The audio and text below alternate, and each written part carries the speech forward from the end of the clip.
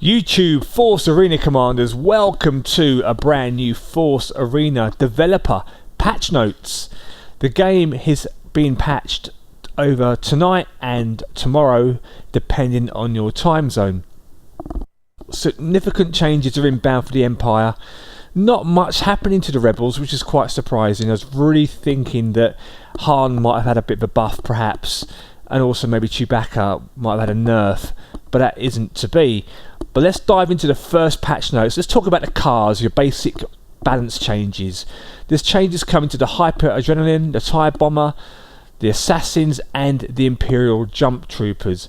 Overall, as you can see in the screen, and feel free to pause the video if you want to read through the notes in detail, that you're finding that a lot of the energy costs are being reduced for these cards. The Assassins are being reduced from 5 to 4, the TIE Bomber from 5 to 4 too, and also the Hyper Adrenal is being reduced from 3 to 2, but it's also getting a time duration decrease from 6 seconds to 4.5. You'll also see in the screen there the developers have left notes and comments about how and why the changes have been made. Importantly as well, Imperial Jump Troopers have had a change, and obviously, as you know, they can jump over obstacles that are in front of you, and they've had an increase of their range by 0.5% because right now it says they need to improve them in combat. So we'll see if people pick them up, but they still are quite weak, but they can surprise a leader if they're not paying attention.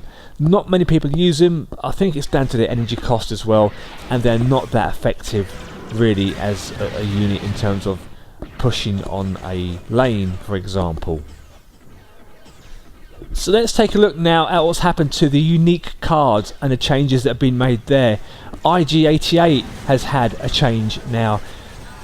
They felt his unique skill, which was the large AoE effect, along with Bosk, made them quite a dominating pair on the battlefield, and they are extremely powerful on the battlefield. So you'll see on the screen now that IG-88 has had some changes made really. His attack power has been decreased by 25%, and his attack power to a building has been increased, so he'll attack turrets with a bit more damage of just a 3 increase, which is quite significant. And also the damage he deals onto an enemy leader has been increased from 144 to 152. Governor Price is a character I haven't unlocked yet, and because of the popularity of Admiral Thrawn, they're saying Price's unique card is hard to use or even make space for him. There's just no need for him really in the deck. So they're hoping that the changes of reducing his enemy energy cost from 5 down to 3 and the skill cooldown time increase from 10 to 12 seconds will make him viable on the battlefield. I can't say, I haven't used him yet. Let me know what you think below in the comments. Have you used a combination? What are your thoughts on the changes there? That would be great to know. Now the Imperial Royal Guards I have used, and I think they're pretty powerful. In all honesty, they can really deal some serious damage to units on the battlefield, but they don't survive very long, and I highlighted this in my Emperor video that I did recently. They're having their hit points increased by 80 from 400 to 80, which is a good change I think in my opinion. Let's look at Slave 1. When you unlock Slave 1, you're like, wow, I've got Slave 1 now finally, but you find that really it costs too much money against a TIE fighter, and against a Rebel Rush a TIE fighter is more viable than using Slave 1. Slave 1 will do some damage, but really it's not significant enough to wipe out Rebel pushes, so hardly anybody uses it. So they're reducing the energy cost down from 4 to 3, which makes it the same cost as a TIE fighter, and a damage dealt timing will be modified as well. So hopefully that combination should make it a handy formidable foe. Speaking of formidable, Ben Kenobi's Jedi mind trick, wow.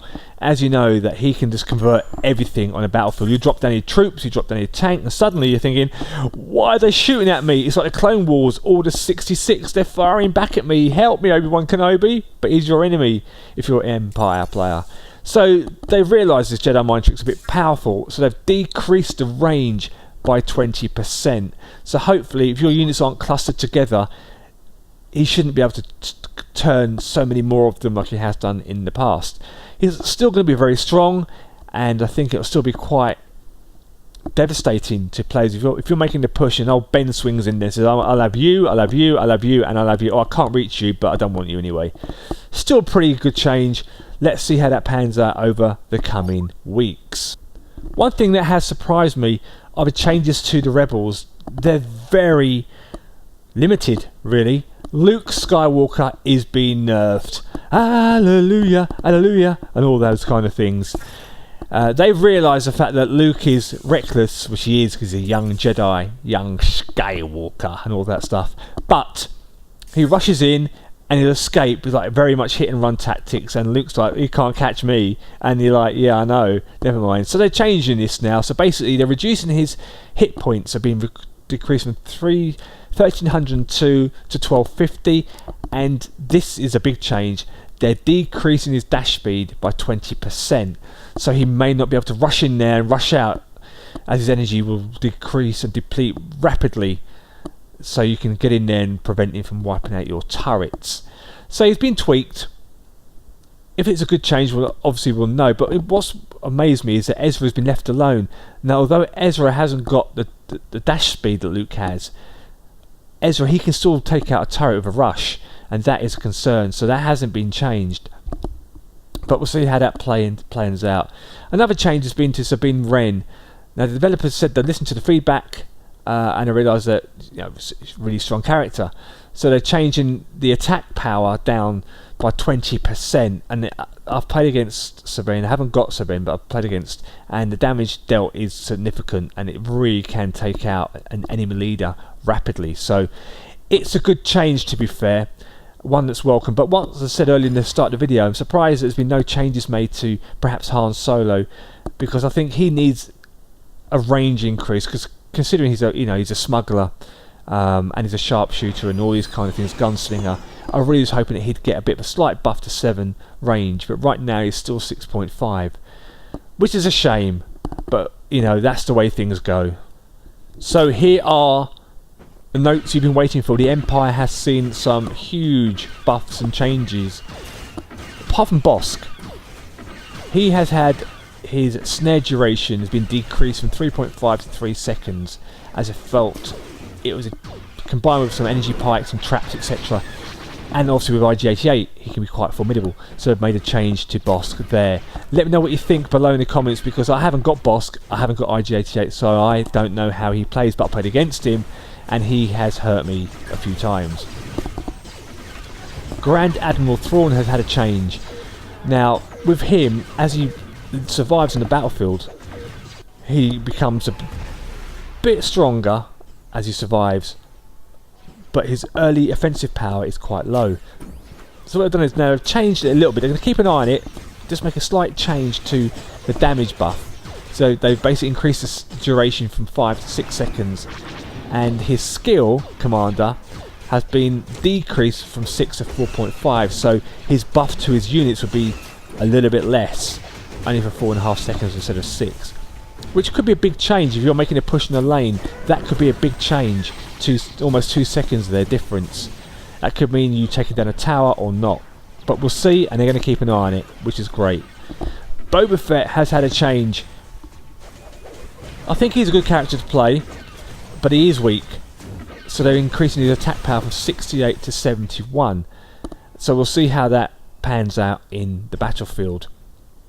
And there's obviously keeping a jetpack in there, which is a great ability to have. He's the only character who can leap over obstacles, apart from the jump troopers obviously, so we'll see how that pans out.